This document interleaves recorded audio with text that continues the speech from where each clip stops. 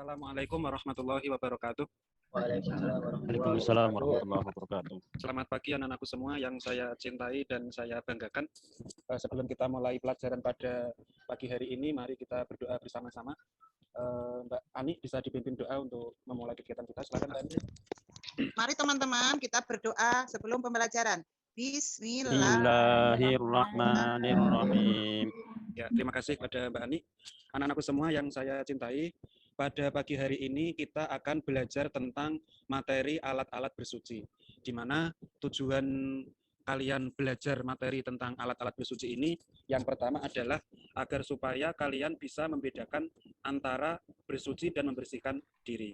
Yang kedua, nanti kalian bisa melihat atau menyimpulkan dasar hukum dari bersuci. Dan yang ketiga, yang terakhir untuk pembahasan kita pada pagi hari ini yaitu tentang pembagian air. Jadi langsung saja akan saya mulai, yaitu tentang alat-alat bersuci. Pertama, tentang pengertian dasar dari bersuci itu sendiri. Bersuci itu dari bahasa Arab yang artinya adalah dari bahasa Arab yaitu toharoh, yang artinya adalah bersuci. Nah, bersuci itu membersihkan diri, pakaian, tempat, atau benda-benda lain dari najis dan juga hadas dengan cara yang telah ditetapkan oleh syariat Islam. Adalah air yang turun dari langit, yang prosesnya berasal dari uap air laut yang membentuk awan, terus didorong ke daratan, dan pada ketinggian tertentu, air-air itu membentuk kristal dan akhirnya jatuh ke bumi menjadi air hujan. Ini contohnya air hujan ya. Ketika kalian kecil pasti pernah main hujan. Ini Mbak Desi ini yang sedang main hujan-hujanan ya.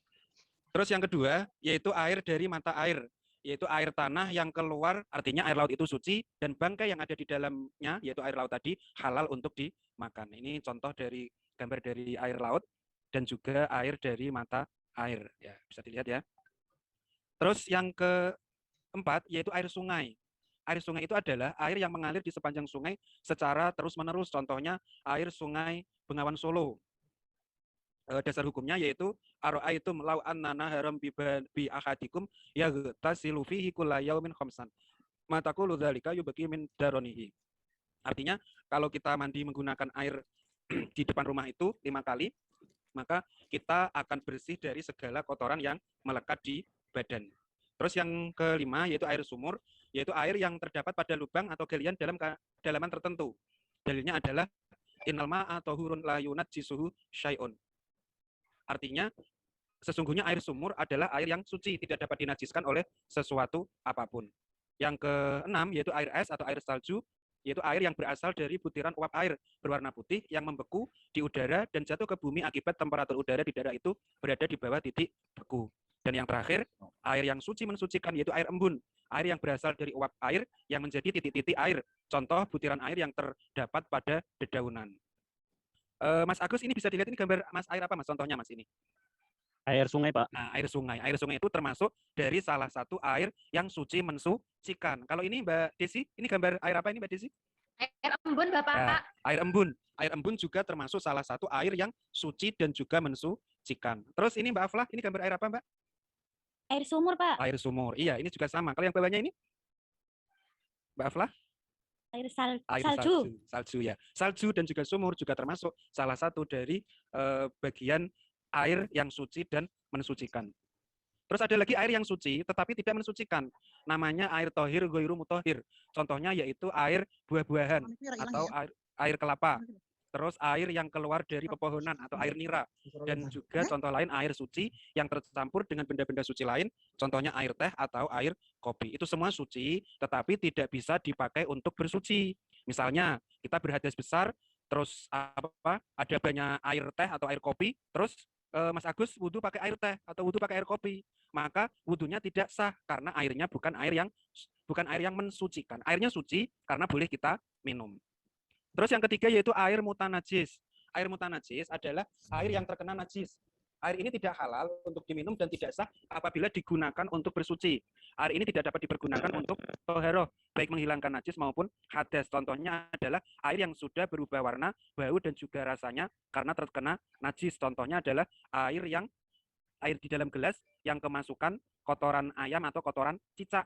Karena sudah berubah warna, bau dan rasanya, maka air tersebut tidak bisa digunakan untuk bersuci, apalagi untuk minum. Yang kedua, airnya berubah warna, bau dan belum berubah, tetapi jumlah airnya sedikit. Ini diterangkan dalam hadis Nabi, dalam diriwayatkan oleh Ibnu Majah, bahwa Rasulullah bersabda, An Abi Umamata Al-Bahili radhiyallahu anhu qala Rasulullah sallallahu alaihi wasallam innal ma'a la yunajjisuhu syai'un illa ma ghalaba ala rihihi wa ta'mihi wa launihi. Artinya Rasulullah bersabda, sesungguhnya air itu tidak dinajisi oleh suatu apapun kecuali apa yang mengubah bau, rasa dan juga warna. Itu air yang ketiga tadi. Dan yang terakhir adalah air mustakmal, yaitu air yang sedikit ukurannya atau kurang dari 2 kula dan bekas pakai atau telah digunakan untuk bersuci, biarpun airnya tidak berubah warna.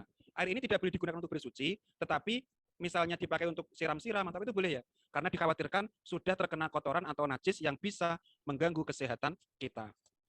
Terus yang berikutnya yaitu air musyamas. Air musyamas adalah air yang makruh untuk dipakai bersuci.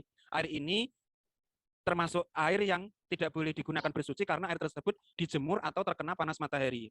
Tempat penyimpanannya adalah dalam bejana atau bak penampungan yang bisa berkarat. Tetapi kalau tidak berkarat seperti terbuat dari plastik atau karet, itu masih bisa dipakai bersuci. Tapi jangan air panas ya, harus dingin dulu. Itu kiranya yang bisa saya sampaikan untuk pada pagi hari ini, pengertian tentang bersuci, terus dasar hukum bersuci, dan juga macam-macam air. Untuk benda-benda bersuci selain air akan kita bahas pada minggu depan. Terus saya sudah membagi kelompok kita, ada kelompok 1, kelompok 2, dan kelompok 3. Mas, itu sudah ada kelompoknya ya. Kelompok 1 Mas Amil, Mas Agus, Mbak Afla sama Mbak Anis. Kelompok 2 Mas Ali, Mas Takwim, Mbak Akhiri sama Mas Agung. Dan yang ketiga kelompoknya Mbak Aflah, kok Mbak Aflah lagi nih, keliru ya. Mas Wahid, Mbak Anit, dan Mas Yasin. Ini nanti tugas kalian adalah mengerjakan LKPD yang akan saya bagikan. Ya, LKPD-nya saya bagikan ini lewat WA, nanti bisa diunduh, dikerjakan secara berkelompok tentang macam-macam air tadi, dan juga tugas individu dan juga tugas kelompok.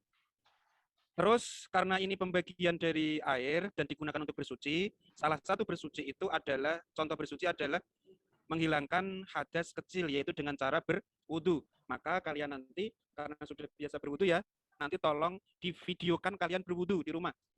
Biar saya tahu wudunya sudah betul apa belum. Yang terakhir, ini motivasi dari saya bahwa belajar di waktu kecil itu ibarat mengukir di atas batu, dan belajar di waktu dewasa atau sudah tua ibarat mengukir di atas air. Artinya mumpung kalian masih muda, semangat belajar, jangan pernah menyerah, karena belajar itu dari turun badulan sampai masuk ke liang lahat. Mumpung masih kecil, ingatan kalian bagus, harus kalian pelajari dengan sebaik-baiknya. Itu yang bisa saya sampaikan pada pagi hari ini. Kurang lebihnya saya mohon maaf. Akhirul kalam, wallahu muwaffiq ila aqwamit thoriq. Wassalamualaikum warahmatullahi wabarakatuh.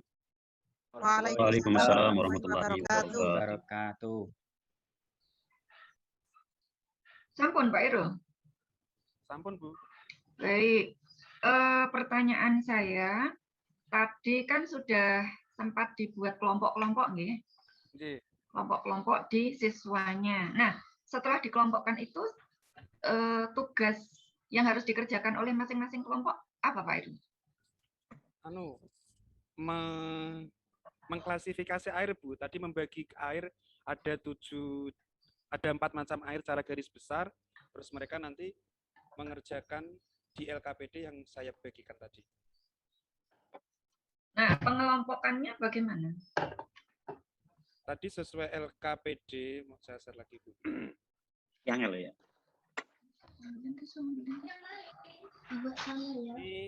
seperti yang ada di slide ini Bu. Jadi tugas kelompoknya yaitu mengklasifikasikan air, mulai dari air suci mensucikan itu apa saja, terus air suci tidak mensucikan itu apa saja, dan air mutanajis itu apa saja. Nanti klasifikasi dari macam-macam air tersebut. Ini dibentuk penugasan atau harus dilakukan siswa ketika masih proses pembelajaran di kelas, Pak?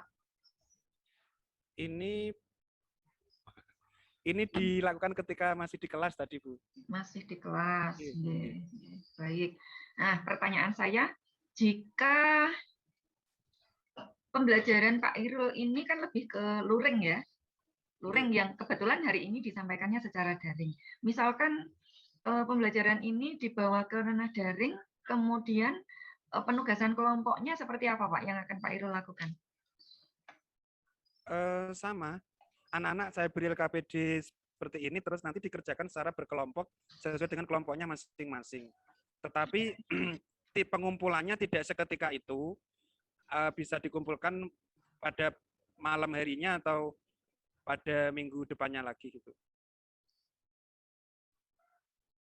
Baik, perlu diingat ya Bapak Ibu, kalau di pembelajaran daring itu kan sesuai yang sudah saya jelaskan di diskusi-diskusi kita dulu, kemandirian belajar siswa itu dituntut, siswa dituntut untuk mandiri ya, meskipun kemandiriannya disesuaikan dengan usia, tingkat atau level kelasnya masing-masing, sehingga di sini kemandirian belajar siswa kaitannya dengan bentuk penugasan kelompok yang Bapak Ibu berikan kepada siswa itu juga harus disesuaikan.